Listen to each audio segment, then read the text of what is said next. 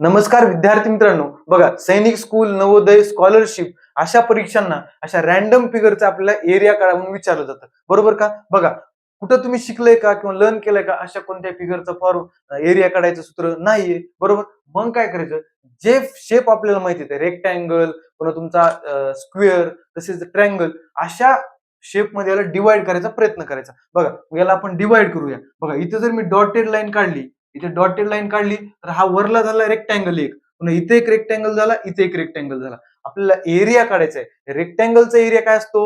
Length into breadth, बरोबर का? मग आपल्याला प्रत्येक याच्यामधले जे शेप आहेत त्याची लेंथ लागणार आहे आणि ब्रेड लागणार आहे. बघा, टोटल लेंथ किती आहे? 10 सेंटीमीटर. मग ही पण लेंथ किती असणार आहे? 10 सेंटीमीटरच असणार आहे, बरोबर का? म्हणजे या रेक्टँगलची 10 सेंटीमीटर लेंथ आलेली आहे. आता आपल्याला याची ब्रेड बघायची. बघा, ब्रेड किती असणार? बघा, इथून इथपर्यंत याची लेंथ आहे 3 आणि इथून इथपर्यंत 4 आहे. बघा, इथपर्यंत कॉमन आहे म्हणजे 3 ही असणार, इथपर्यंत पण 3 असणार. वरी किती राहणार? 1 सेंटीमीटर, बरोबर का? मग या रेक्टँगलचा आपण आधी एरिया काढून घेऊ. बघा, काय 10 गुणिले 1 किती? 10. याचा आला 10 सेंटीमीटर स्क्वेअर. आता याचा काढूया. बघा, इथली लेंथ झाली 3 म्हणजे इथली पण 3च असणार आणि किती दिली ब्रेड? 1 सेंटीमीटर. किती दिली? 1 दिली. म्हणजे 3 इंटू 1 किती झालं?